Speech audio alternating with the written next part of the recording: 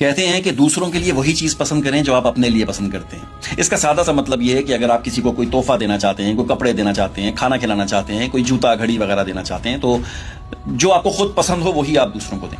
ایسا ہی ہے. غلط.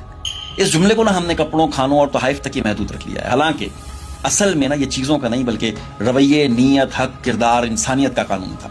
مطلب یہ کہ جیسی عزت آپ اپنے لیے چاہتے ہیں نا ویسے ہی آپ کو دوسروں کو دینی پڑے گی. جیسے ہی آپ اپنے راستوں میں آسانیاں چاہتے ہیں ویسے ہی آپ دوسروں کے راستوں سے کانٹے ہٹائیں. اگر آپ اپنے لیے آسانیاں چاہتے ہیں تو قدم قدم پر لوگوں کے لیے آسانیاں پیدا کرنی پڑیں گی. اگر آپ یہ چاہتے ہیں کہ کوئی آپ کے لیے مشکلات کھڑی نہ کرے تو آپ کو بھی دوسروں کے لیے رکاوٹیں پیدا کرنے سے رکنا پڑے گا. اگر آپ کے دل میں اتنی سی بھی کسی کے لیے منفی بات آ گئی ہے یا خیال آ گیا ہے یا آپ سوچ رہے ہیں کہ یہ تو میرے ذہن میں ہی ہے نا, میں کیا فرق پڑتا ہے, اوپر سے تو میں بالکل ٹھیک ہوں اس کے ساتھ, اور جناب ٹھیک ٹھاک, تو آپ یہ جان لیجئے کہ فرق پڑتا ہے.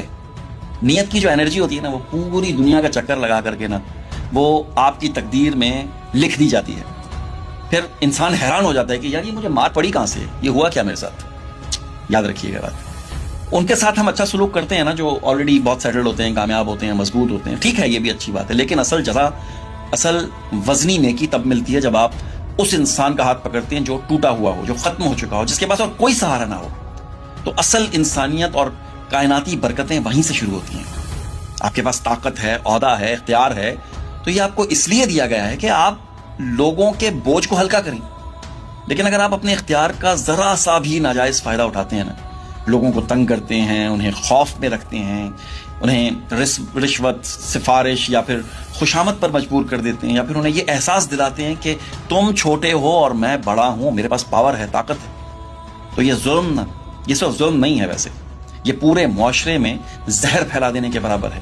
جیسے سرکاری اہلکار کی بدنیتی صرف ایک فرد کو پریشان نہیں کرتی ہے بلکہ یہ پورے معاشرے کے اخلاق کو بیمار کر دیتی ہے.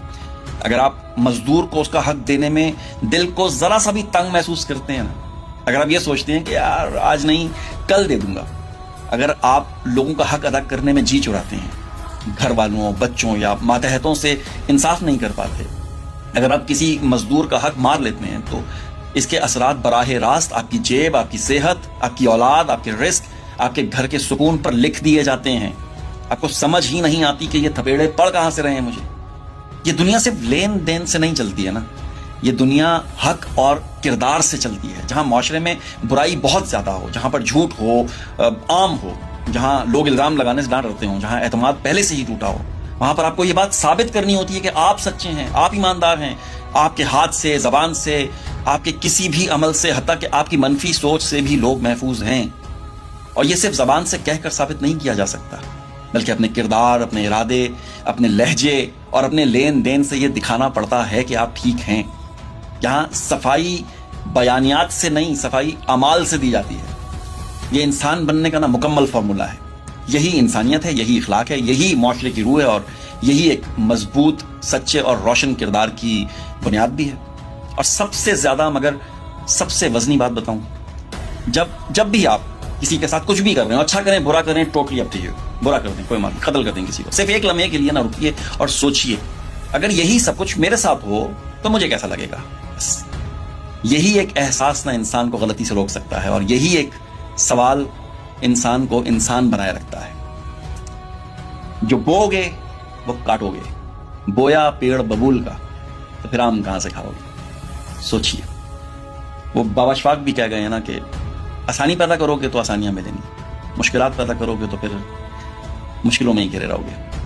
جو کر سکتے ہیں یہاں سے, سوچ سے, وہ کر جائیں. نصیحتیں کافی لمبی ہو گئی ہیں.